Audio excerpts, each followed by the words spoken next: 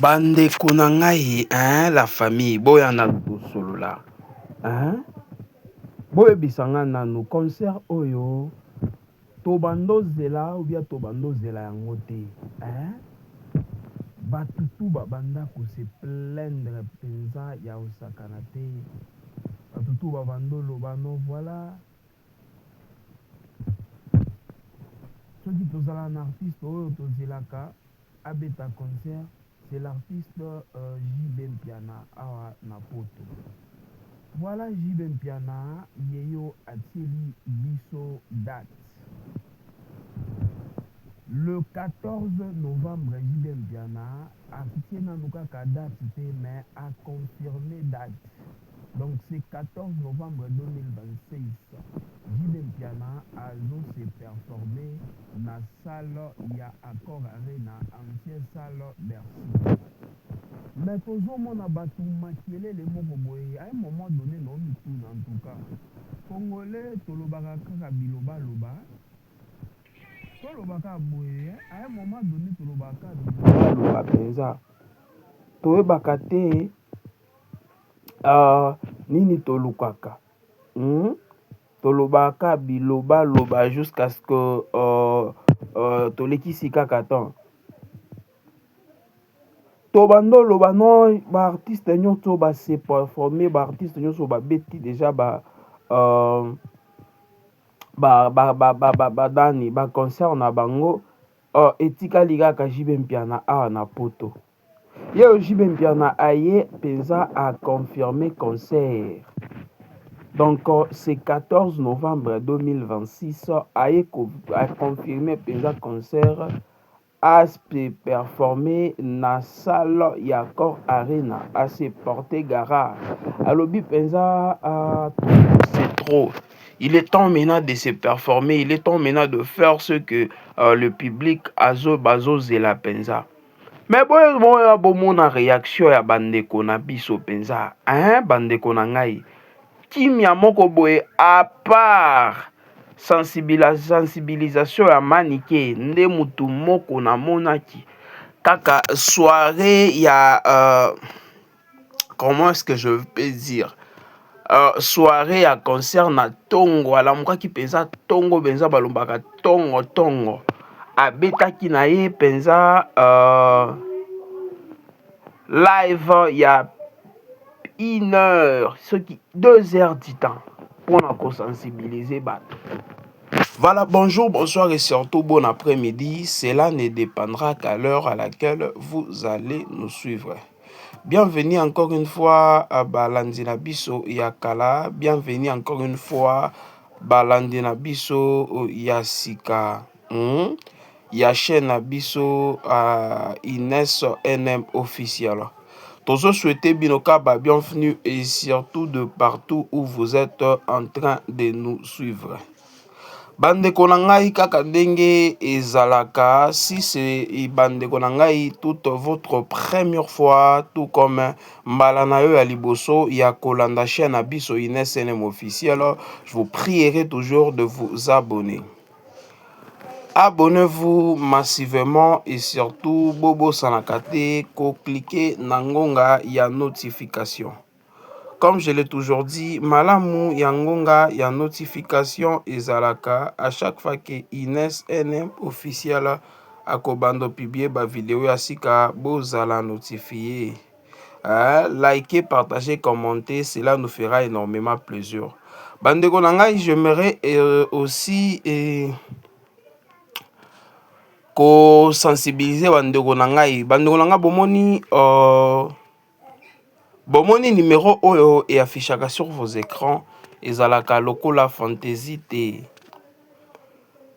ezalaka na ndenge soki ozalaka na business na yo ozalaka na corp na yo moboye osalaka mais olingaka ba client bref olingaka batu bayeba musala wana. Alors, totiaka numéro wana pour que okoma. Comme la biso, tozawana pour na marketing tout comme publicité. Ozalaka la ba vie na yo concernant ba partage la biso. Numéro wana, oza libre ya kokome la biso. Hein? kobenga biso kopesa biso penza ba vie na yo na système moko ya kitoko. Alors n'hésitez pas vraiment ya kokomela biso, n'hésitez pas vraiment ya ko benga biso. Sur nous, pour nous vraiment ça sera plaisir moko boye ya kitoko. Alors sans plus tarder bande konangai to continuer na dossier na biso concert, dossier na biso concert ya JB Mpiana oyo kobeta manatsta na date ya le 14 novembre na salle ya je m'excuse, na salle ya Bercy, ancien Bercy, lelo ekomi Accor Arena. Alors comme je le disais, comme j'étais en train de le dire, penza sensibilisation ezate.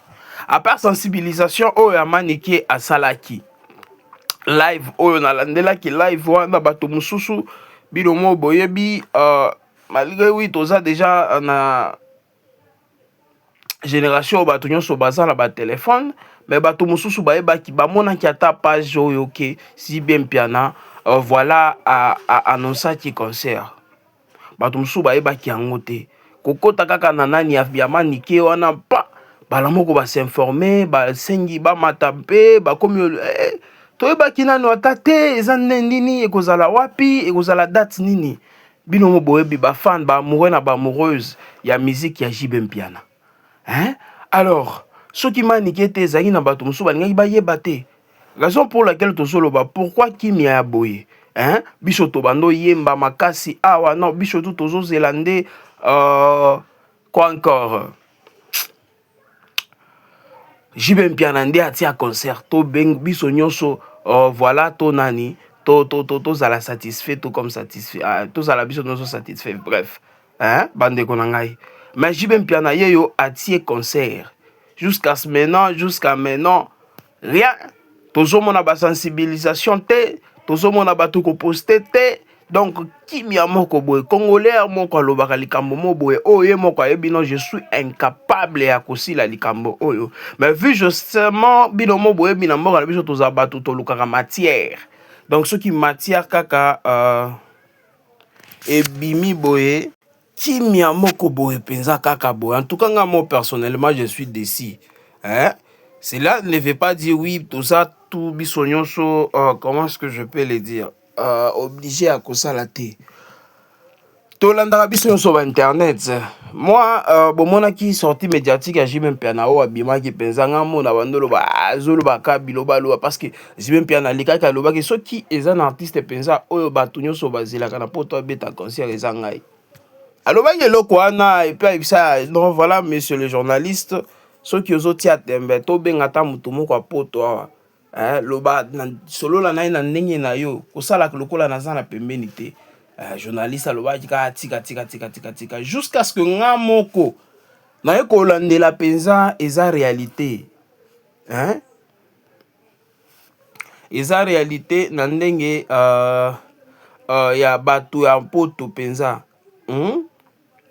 bazelaka eloko wana soki eza na artiste o bato a poto bazozela pour le moment beta pe concert na poto eza JB Mpiana. Voilà JB Mpiana beti na eba bino mo boyebi mikolo oyo kotia ba concert na poto eza loenge te bino mo boyebi ba réalité zoleka na mboka na biso bino mo boyebi face wa bato asala billetterie biloko wana nyonso ape billetterie ba artiste na ye wenye musique il faut matakuna bino mo boyebi réalité zoleka likambo ba visa donc c'est pour montrer vraiment que voilà na satisfaire ba fan na ngai ba oyo balingaka musique ya papa chéri yango atie concert pas même sensibilisation oui le l'autre roki loba non voilà tozana no ba jour eza ebele ba jour eza ebele to silina na ta juillet très puis je m'excuse. Donc, naibisa bino ke mikolo ezokende malembe lisusu te. Juillet ezosila kaka awa. Août, septembre, octobre, novembre, kaka sikoyo bo pesa nga raison. Donc ba jour ezokende penza mbangu. Nde air de temps oyo a sensibilisation. Bino mo boyebi réalité. Kaka to bandaki 2026, yango déjà toza déjà na katikati année.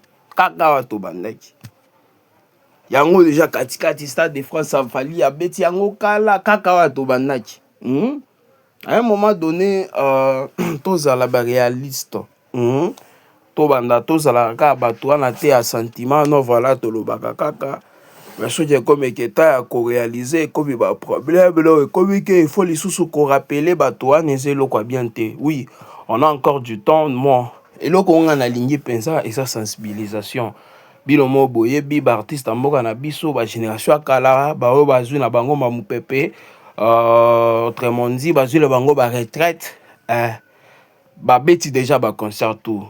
Par exemple Werason Nyangama, par exemple ah oui, le Ngomba, par exemple, c'est qui encore Oyo Fali Poupa Matisaki na concert na ye na bossa ni kombo pour la baoba yebi plus beaucoup na ba commentaire ba Kofi Olomide bango ba beti yango donc mutu penza oyo la génération akala si abetité azakaka Jibe Mpiana baloko akanza ba beti ba concert na ba Paris wana ba poto plus précisément.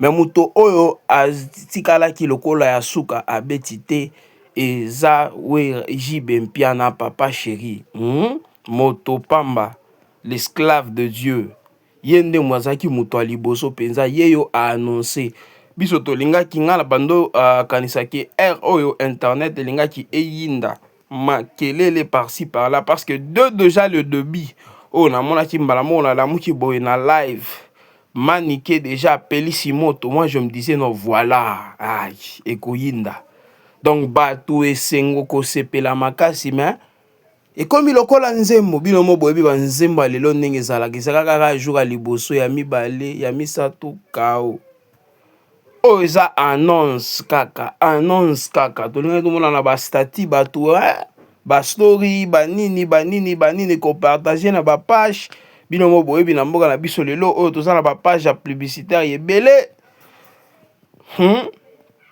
ebele pensa oyo soki balikambo ya boye ebimi boye batiaka ba publicité mais ya Jibe Mpiana niet bino mo boyebi Jibe Mpiana c'est un artiste qui se respecte penza makasi. Jibe Mpiana c'est un artiste penza ou se respectaka makasi azalaka na coin na ye. C'est un artiste au biso tout olingaka eza biloko oyo nakoki lelo na telema na bando yebisa bino te eza biloko biso tout déjà toyebi yango très bien. C'est un artiste penza qui a toujours été cool dans son coin. Jibe Mpiana komona ye jamais aleki sur internet azoloba du n'importe quoi. Jibe Mpiana komona ye jamais no muto kingani ye wana telemi azofinga bato na kombo ya Jibe jamais. Ça s'est fait aujourd'hui na musique ya mboka na biso. Alors bato ya boye azoloba ki aza parfait te, personne n'est parfait. Mais bato ya boye o penza bazata la aza bien ata 30%. Il faut koyebaka ko comme remercier bango na système mosusu. Alors bandeko na ngai oyo nga na forcer mutu te mais biso tout ozwaka ba conscience baza ba artiste na biso eza kaka sensibilisation.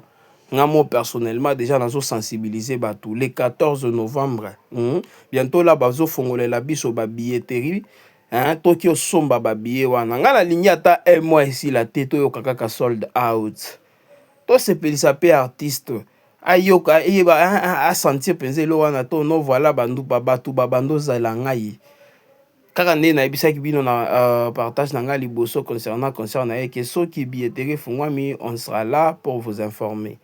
Tozolande la situation wana soki billetterie fungwami kaka mpa tokoya na ba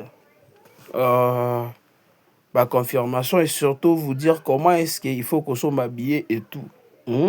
Mais s'il vous plaît bandeko na ngai Jibe Mpiana za artiste na biso kilelo tokoki ko banda kosenga bato te pour que basala eloko wana eza kaka ba conscience na biso na lokola nga moko conscience na ngai ezo rappeler ngai na ebele ya Jibe Mpiana sali na tana mukie oyo azalaka ya bien côté bien na ye penza oyo bandeko na ngai eza eloko oyo penza ya ko ignorer te. Alors bref biso tout se sensibiliser tout ça la promotion ya concert ya Jibe Mpiana pas seulement promotion babimisi soki billetterie fongwami biso tout tokende mango to somba babillet na système moko kitoko le système moko ya tokos. Voilà bandeko na ngai, je ne sais pas ce qui na lobi mabe nga momo personnellement na côté na ngai da moni ya mabe te eza kaka sensibilisation parce que ezali na ba mususu ba bosana ki eloko wana. Alors j'aimerais à ce que to sensibiliser batu boye côté na côté quoi na quoi biso nyonso toza la même morale na système moko ya kitoko eza na système ya mabe te bandeko na ngai eza système ya mabe te la famille eza na système ya bien bino mo boyebi déjà eloko nazoloba na air oyo. Alors bino nalingi toyoba pe oyoka pe ba vie na bino côté na bino pe bolobi nini, est-ce que vous êtes excité bandeko na ngai? Pourquoi ebele bino bolandaka kaka ta kotia commentaire eza pasi ba mususu commentaire na eza kaka mafinga ba mususu na moni ba commentaire no kende koyekola ki journaliste est-ce que biso toza ba journaliste bomona ba journaliste na ba télévision te biso awa tozala ba chroniqueur biso awa tozalaka bato a sango kaka ndenge sango ebimi boye toye tosali partage biso tozala ba journaliste te biso tokendaka na ba caméra te non tozo filmer tozwi information te ezalaka bongo te bandeko na ngai toza ba journaliste toza nde ba chroniqueur toza nde bato a sango bato ya ko partager bato ya ko kosala partage ya kosala analyse s'il vous plaît tosepelaka la ba commentaire na bino mais ebele ba commentaire ezalaka kofinga s'il vous plaît. En aucun jour na chaîne na biso bosi bomoni tout comme boyoki ki tozo finga bato biso to finga bato te toyaka awa na ba partage ba analyse to respectaka bino. Alors respect ezalaka réciproque soki olingi penza ba respecter yo banda lisusu ko respecter mutu po ke ba respecter yo kobosana te ke yo ozo finga yo ozo loba ba momo ko boya mabe ekozongela yo pe donc osilika te nazoloba ke ndenge bosingaka biso to biko yoka be biso tozofinga bino ça ne se fait, on ne peut jamais faire cela.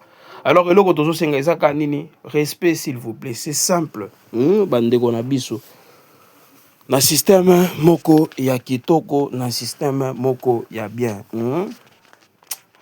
kaka ndenge ezalaka bandeko na ngai nakosa bino te bandeko na ngai na système moko ya propre na système moko ya bien. Alors totelema moi j'aimerais à ce que après partage oyo penza to mona ba réaction ya bato après partage oyo penza to mona ba réaction ya bato, je le répète encore une fois ba calme penza eleki makasi na jibempia na penza eza ero ya kosalela biloko oyo te na système moko ya kitoko na système moko ya bien moto jibe moto pamba papa chéri aza moto ya bien penza.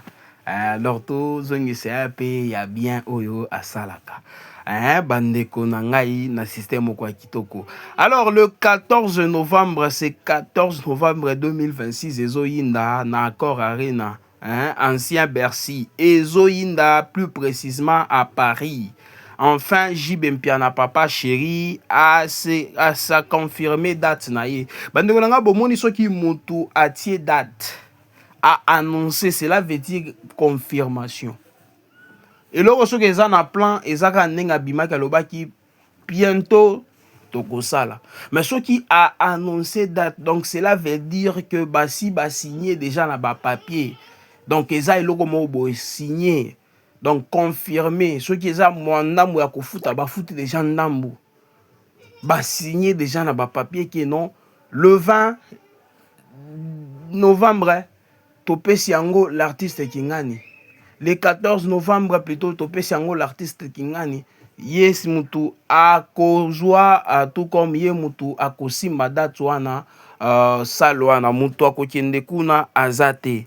Alors pour le 14 novembre date wana eza dédié penza l'artiste JB Mpiana papa chéri kaka ndenge ezalaka. Alors raumela naibi déjà eroyo ba répétition et bandi eroyo ba préparation et bandi et pas inaye papa chéri motopamba en tout cas eloko nga nayebi kaka ezakaka bato ekoyinda parce que le seul artiste nga nayebi abandi musique na rumba ti na eroyo azoki mupepe kaka na rumba aza artiste moko boya kosala fierté ya culture na biso. Donc ne bandeli tina suka concert rumba na rumba openza balobaka la rumba congolaise. Bokoyoka ta rythme mosusu te, rumba na rumba bokotonda bokolemba rumba nazo ebisa bino.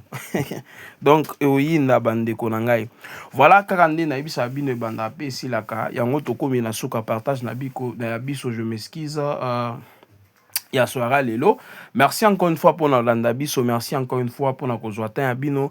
Ya ko liker, ko partager, surtout ko commenter, ça a été pour nous plaisir moko ya munene. Alors, kakande na ebisa bino bozaka ebele, vous êtes plus de 20 000. Donc ce que tolingi to banda ko remercier moko na moko tokosi la lelo te. Et loko bokolo bokoye baboye bakaka ezaka ezalaka penza plaisir et pas inabiso. Hein? Alors, permettez-moi toujours de vous dire bye bye et surtout à la prochaine. Ciao.